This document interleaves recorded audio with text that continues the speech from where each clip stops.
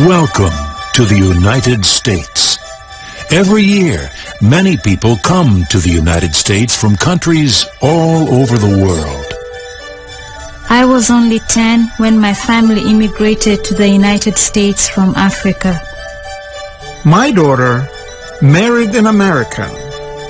When she became a U.S. citizen, she brought her mother and me to the United States. We now own a small business in our community. I came to the United States because I want to have a better life, especially for my children. Most of you can apply to become U.S. citizens after living in the United States for 5 years, or 3 years if you're married to a U.S. citizen. If you decide to become a citizen, here are some of the benefits you will enjoy. You can vote in elections, including choosing the president. You will have a U.S. passport for travel.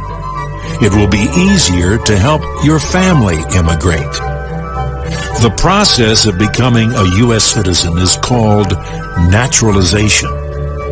There are several steps in this process, including filing an application for naturalization, taking the naturalization test, and living in the United States as a legal permanent resident for 5 years, or 3 years if you're married to a U.S. citizen. Even if you're not eligible to apply for naturalization right now, there are things you can do now to make sure you can become a citizen when you are ready. First, you need to learn English. You must show that you can speak, read, and write basic English to pass the naturalization test. In my English class, I learned many things, not just how to speak and read English, but about how other immigrants succeeded in America. It made things easier for me and my family. Second, you need to learn about U.S. history and government. This is also called civics and is an important part of the naturalization test. In the United States, citizens play an important role in government, and you need to learn about this role. You also need to learn about the rights and responsibilities U.S. citizens have. In the United States, citizens can express their opinions freely, travel freely, and go to any church they choose. Many people in other countries don't have those freedoms. You can get help from the website of the U.S. Citizenship and Immigration Services, also called USCIS, by visiting www.uscis.gov. You can get Welcome to the United States, a guide for new immigrants. This guide will help you get settled in America and show you many ways to get the help you need. It gives suggestions for getting a job, finding a place to live, and sending your children to school, among many other topics. Civics flashcards. These study cards have sample questions and answers for the civics topics you need to know for the citizenship test. Quick civics lessons. These are short lessons about U.S. history and government. They are also available on audio CD. Links to websites that can help you find an English and civics class near you. A guide to naturalization. This guide will show you how to apply to become a U.S. citizen. It covers all steps in the naturalization process, requirements, and forms you need to file. There are other things you must do now to be sure you can qualify for naturalization when you are ready to apply. You must pay income tax. When you get a job, you must pay taxes to the federal government. You may also have to pay taxes to your state and local governments. These taxes are called income tax. Sign up for the Selective Service. If you're a man between the ages of 18 and 26, you must sign up with the Selective Service for possible service in the U.S. Armed Forces. Registering does not mean you will be called to serve in the military, but you must sign up to say that you are willing to serve. Let USCIS know whenever you move or change your address. Maintain continuous residence in the United States. Continuous residence means you actually have lived in the U.S. as a permanent resident without going on a long trip outside the U.S.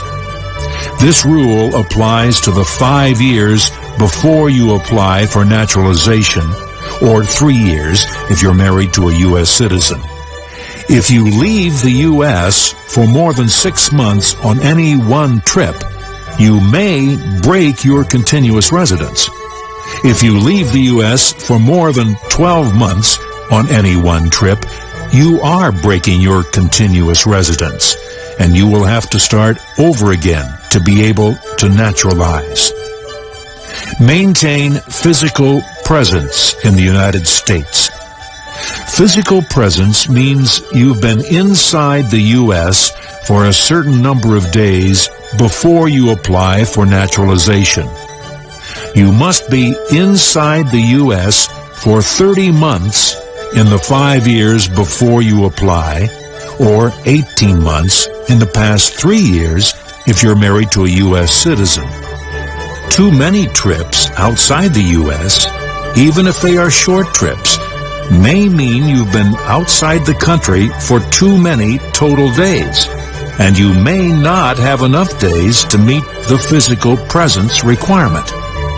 For more information about these requirements, take a look at A Guide to Naturalization and A Guide for New Immigrants at www.uscis.gov. Just as there are some things you must do to be sure that you will be eligible for naturalization, there are also some things you must not do. For example, avoid behavior that might show lack of good moral character. To become a U.S. citizen, you need to show that you have good moral character. Some examples of what might be considered a lack of good moral character are being drunk most of the time, engaging in prostitution, lying to get immigration or naturalization benefits. Remember to always respect and obey the law. Do not commit crimes. When you apply for naturalization, you must report all crimes you've committed. Some minor crimes will not keep you from becoming a citizen, but if you lie about your criminal record, your lying may keep you from becoming a citizen. Also, if you commit certain crimes, you can never become a U.S. citizen. These crimes include murder, rape, sexual abuse of a child, violent assault, trafficking in drugs, firearms, or people. Crimes defined as an aggravated felony. Generally, these are violent crimes that have a prison sentence of at least 1 year. After you have been in the United States as a legal permanent resident for 5 years, or 3 years if you're married to a U.S. citizen, you can start the process of becoming a U.S. citizen. In United States, I have more chances to be what I want to be. So I want to stay here and become a citizen. I came to the United States for freedom and the chance to succeed. I want my son to grow up in freedom too. I'm glad I came to the United States. My neighbors make me feel at home, and it's better for my family. Becoming a U.S. citizen is important to me. For more information about preparing to become a U.S. citizen, visit www.uscis.gov.